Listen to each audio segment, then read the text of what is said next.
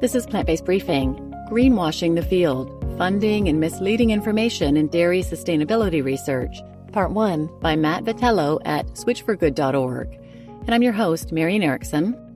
This is the curated content plant-based podcast where I narrate a variety of articles on plant-based and vegan living with permission in about 10 minutes or less every weekday. And today's episode would have been longer than that, so it's a two-parter. I'll read part 1 today and then tune back in tomorrow for the second half.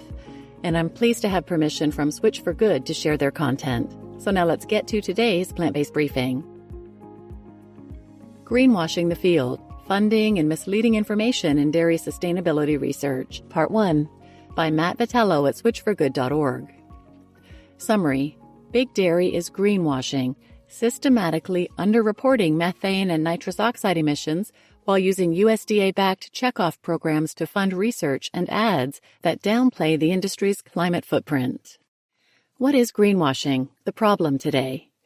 After this summer's release of a data dashboard from the Institute for Agricultural and Trade Policy, IATP, it's no longer a secret that the beef and dairy industries have a long history of underreporting their own carbon emissions. The data show that a large portion of the emissions that have been left out of their reporting are further away in the life cycle of dairy than cow excretions, and much of the underreported emissions are from gases like methane and nitrous oxide rather than carbon dioxide. Since the release of the dashboard, the Animal Legal Defense Fund has filed a Freedom of Information Act lawsuit against the U.S. Department of Agriculture and the U.S.'s beef checkoff program to try to obtain information related to the dissemination of many false and misleading environmental claims, a deceptive practice called greenwashing, in marketing materials that the checkoff program has funded. Definition of greenwash: to intentionally exaggerate one's efforts towards being environmentally friendly, sustainable, or green, usually to boost business. What are checkoff programs? Checkoff programs, also called research and promotion programs, are overseen by the USDA's Agricultural Marketing Service, AMS. Their purpose is to provide information about and promote U.S. agricultural products, regardless of brand, and are funded through a checkoff system where producers pay into the system based on the units they sell of a given product. We are in a time where suspicion of animal agriculture's claims to its own sustainability have been growing, but the public faces powerful opposition from the government via the beef checkoff program and many powerful industry giants. As suspicion about the greenwashing of beef and dairy products grows, it is helpful to break down exactly what the IATP's data covers. Why worry about agricultural emissions? Methane and nitrous oxide have respectively over 27 and over 270 times the warming impact in 100 years compared to the same level of carbon dioxide emissions, so these are not the kind of emissions reporting oversights that should be taken lightly. Only recently have methane reporting regulations come into effect around the world, and in the U.S., what regulations that exist are constantly in flux due to the Trump administration ceasing to enforce SEC rules about climate reporting.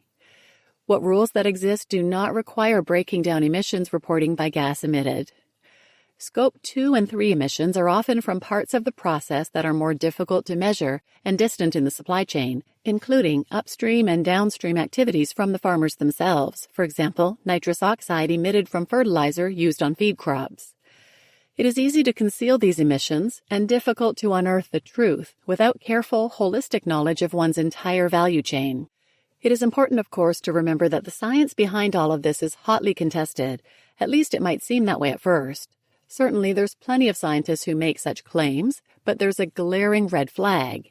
In reality, most of the big names who publish research that claims beef or dairy can be, or sometimes are, environmentally sustainable sources of food are funded either directly or indirectly by the beef and dairy industries.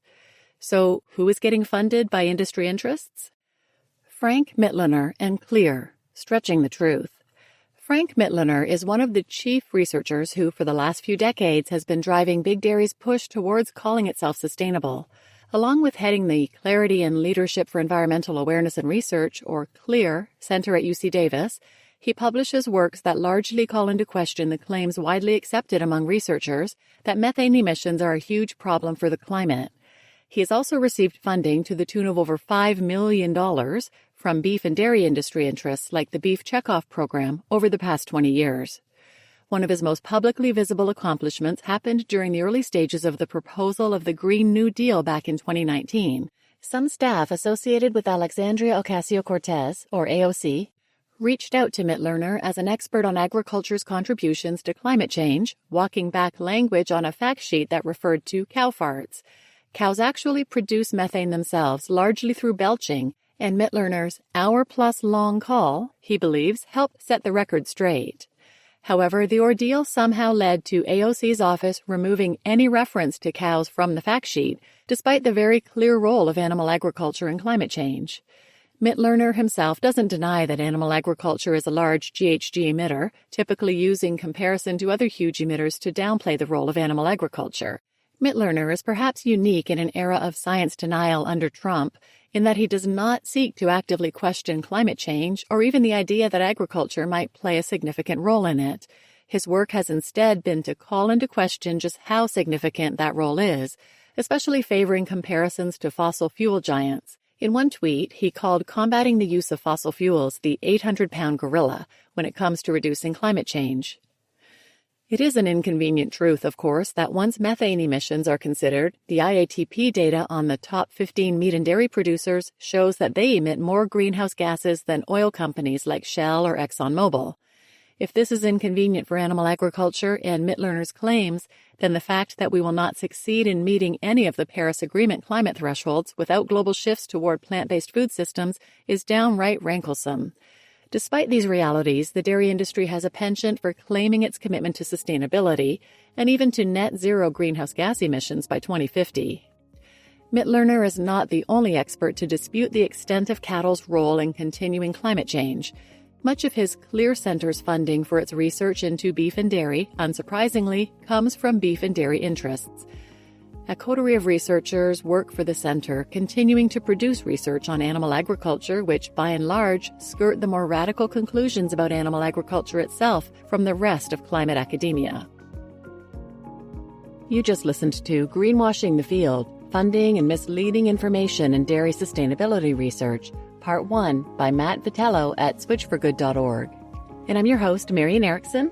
Tune in next time for the second half of this episode, where you'll hear about other researchers and centers with industry funding and why greenwashing matters, as well as several related episodes you might be interested in checking out. So please share this episode with anyone who might benefit, and thanks for listening.